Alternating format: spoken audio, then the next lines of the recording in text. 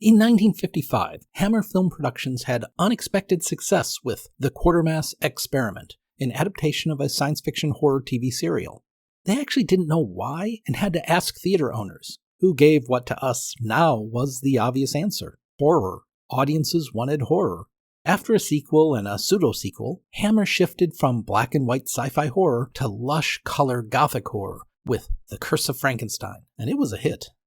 No one at Hammer, excluding Christopher Lee later, had an artistic interest in Dracula, particularly executives James Carreras and Anthony Hines, who had no interest in horror. But they did have an interest in money, and the road to cash suggested they go with the next biggest pop culture gothic tale, Dracula. The film would be retitled Horror of Dracula in the US since the 1931 Universal Dracula still had occasional theatrical screenings. And structurally, this was simple. Hammer only worked on one film at a time, and this was to be a sister film to Curse of Frankenstein, so they took most of the personnel from that film and set them to work on Dracula. And again, it was a huge success.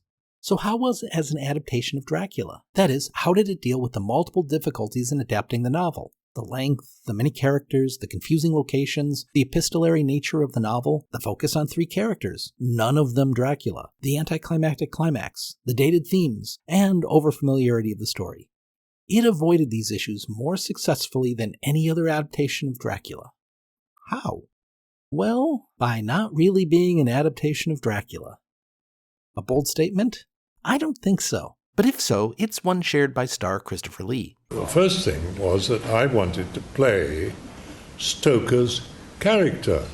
When I did the first one, I read the book, of course, and it wasn't remotely like the book, really. Lee would eventually take the title role in a questionable European production titled Count Dracula, just so that he could actually play the novel's Dracula, something he never got to do at Hammer. For many, Hammer's Dracula is Dracula, so how is it so different that I can say it isn't Dracula? Let's start with location. The novel takes place in Dracula's castle in Transylvania, in myriad locations around England, and in multiple treks across the continent, with numerous stops. Travel is a big deal in the book. The film's locations are confused. While Film Harker refers to it as a castle on a mountaintop, Dracula lives in a hillside mansion, somewhere in a combination of Germany and Romania, where the people are very British. The film states that Castle Dracula, or Dracula's house, is located near Klausenburg in Romania, while the Homewoods live in Karlstadt, which would be in Bavaria. The two are separated by 800 miles and multiple countries in reality. In the film, they are separated by a brief carriage ride, short enough not to tire the horses at a fast gallop. So, 5 miles? There is, however, a French and German border crossing between the city and the mansion. There's no possible way to fit that on the map, since France would be the opposite way. So, best just to say the movie takes place in a 5-mile area in a fictitious land, which is not England, nor Transylvania, nor anything close to reality or the book. And without those locations, all the travel is gone. Okay. But how about the story? Aren't the basics from the book? Let me take a look at the movie, step by step. A vampire hunter arrives at Dracula's mansion. Not in the book. There are no vampire hunters in the book. He calls himself Jonathan Harker, though he has no characteristics of Book Harker. He's there to kill Dracula by pretending to become Dracula's librarian. Not in the book. Before meeting Dracula, he meets a female vampire who wants his help to escape. Not in the book. He does meet 3 vampire brides later in the book, but everything about that is different. He's greeted cordially by Dracula and told he has the run of the mansion. The opposite of the book. That night he's bitten by the woman. Not in the book. And probably by Dracula. Not in the book. He then stakes the woman. Not in the book. And is turned into a vampire by Dracula. Not in the book. Dracula then goes to the city to pick up a new bride. Not his motivation in the book. Van Helsing, an early middle-aged vampire hunter, none of that is in the book, goes searching for Harker. Not in the book. Stops by a village. Not in the book. And then finds him in Dracula's home and stakes him. Not in the book. He then goes to tell Harker's fiancée that he's dead. Not in the book.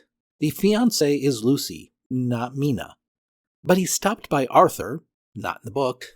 Book Arthur is a young, friendly, energetic aristocrat with power and money and a suitor for Lucy.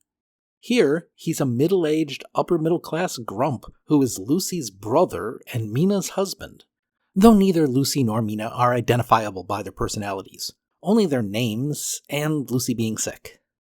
Dracula feeds on Lucy and Mina, which is in the book, but I'm not giving faithfulness points to vampire bites two women. That's in every vampire movie.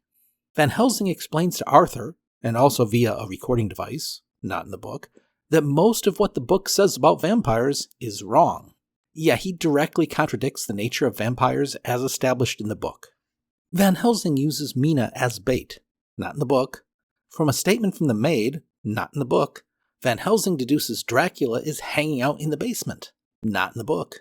He rushes there, not in the book. Van Helsing doesn't rush anywhere, and sees Dracula, not in the book. Dracula kidnaps Mina, not in the book, and takes a carriage to his home, 5 miles away, with Van Helsing and Arthur in hot pursuit. Not in the book. Dracula does return to Transylvania in the book, slowly, by seas and rivers. Van Helsing gets into a physical altercation with Dracula. I cannot say how not in the book that is, which results in Van Helsing destroying Dracula. Not in the book. With cross candlesticks. Not in the book. And sunlight. Not in the book. Oh, and everything connected to Renfield is gone. Everything connected to Seward as well. There is a doctor that drops by, but that's it. And of course, Quincy, Lucy's mother, and Harker's boss are missing. Story-wise, I only skipped one thing from the movie, Lucy becoming a vampire who focuses on children and is destroyed by Van Helsing with Arthur in attendance. And that's in the book. There, that's it. That's the only bit that is clearly in both. And it plays out much differently from the book, including the main target is Lucy's niece, who isn't in the book. But there's enough similarities, so there's a scene that was adapted. A single scene. So why is the film so different, such that I call it the least faithful screen version of Dracula, at least up to 2024? According to screenwriter Jimmy Sangster, it was budget. People tend not to think of this as a low-budget film, but it was, as was most of Hammer's output, at least by American standards. It's easy to forget because the film looks so good. The color is wonderful, so vivid, the work of cinematographer Jack Asher. But then there's the production designer Bernard Robinson, the real hero of Hammer. With insufficient funding and ridiculously small spaces, he created extravagant sets that look like they cost 10 times what they did. Notice how he used the same basic set over and over in the movie, yet it looks different and looks good. Asher and Robinson's names should be up there with Cushing's and Lee's in any discussion of what was great about Hammer. But yes, low budget. There was no money for many locations, or for travel, or to hire many actors. But there's more to it than that. There was simply no interest. All Hammer wanted was the name Dracula. Sangster said he tossed his copy of the novel. They weren't going for a literary film, but an exploitation one.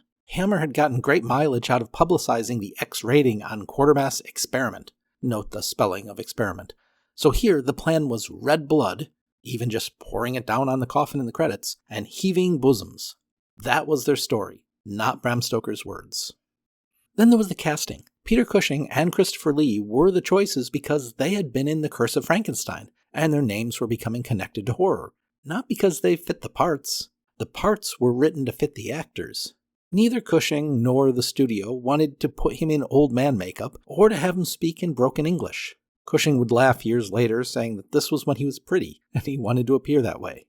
So, Book Van Helsing was dropped, and in came this new British-German vampire-hunting action hero character, who would get the name. I've heard repeatedly that, sure, it's not like the book, but it gets the essence of the book due to Lee's performance. I don't see it, nor, importantly, did Lee. Lee's Dracula is fierce, is powerful, but he doesn't look like the books, nor sound like the books, doesn't take action like the books, and doesn't react like the books. Lee's pleasant, conversational tone in his first appearance is the opposite of the books. No, it's a fine portrayal of a vampire, but not Dracula. So they wrote their own new vampire story and borrowed names from the book. Pretty easy to see how this avoids the problem of people being overly familiar with the story.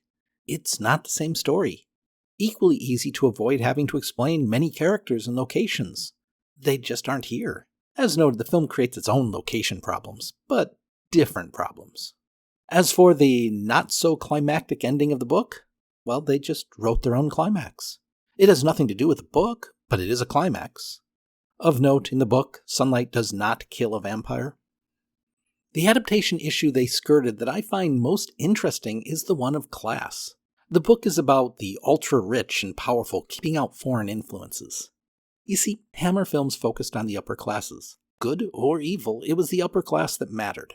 But Horror of Dracula downplays this, at least compared to the novel. Arthur and Van Helsing appear to be well off, but they are nowhere near the elites of the book, nor do they have the social power. There isn't the imagery of people rushing to do whatever Arthur says the way they do in the novel. And in moving the setting to Germany, it dilutes that British for the pure British vibe of the book.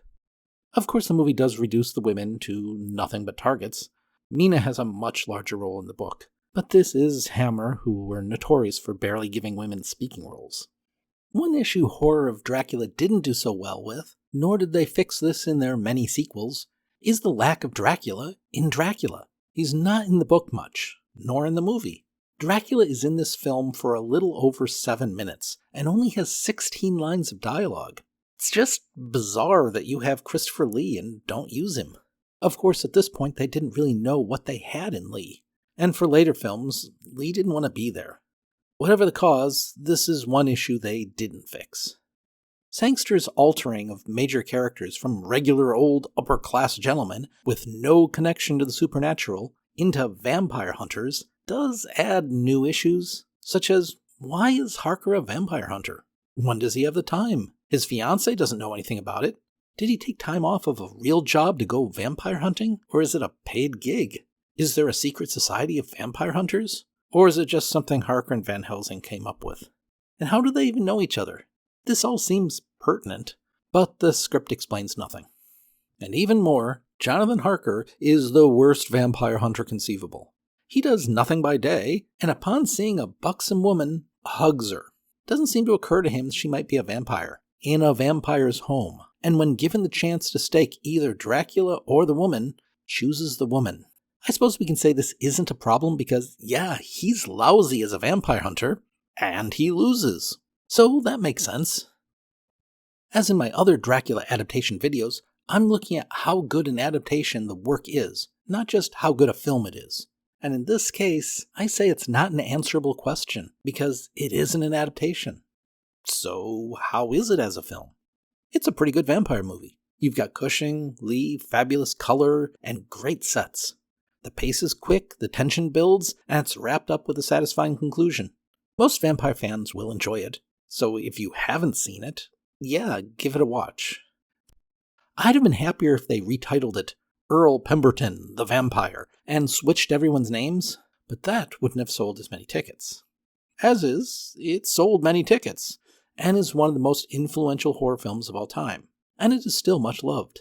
That last is a bit surprising, because the entire point of the film was to be shocking. That was the strategy, to make a film to shock, and it did. But now, I'm sure some people still find it shocking, but not many. There are some nitpicks, some errors. The location confusion keeps coming up. Harker starts the film by saying, "At last, my long journey is drawing to its close." Where was he coming from? Van Helsing and Arthur travel the distance from city to mansion in no time at all at the end of the film. I gather this is a line from an earlier draft that got left in. I'm also curious about the legal system in wherever they are.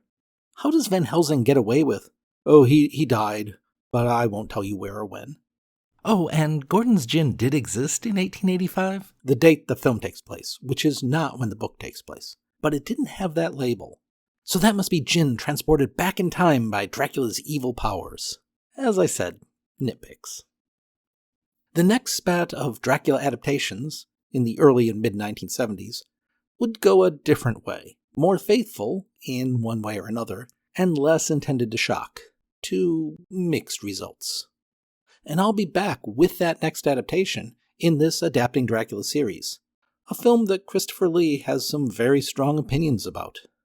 As always, like and subscribe, it will help these videos reach more viewers.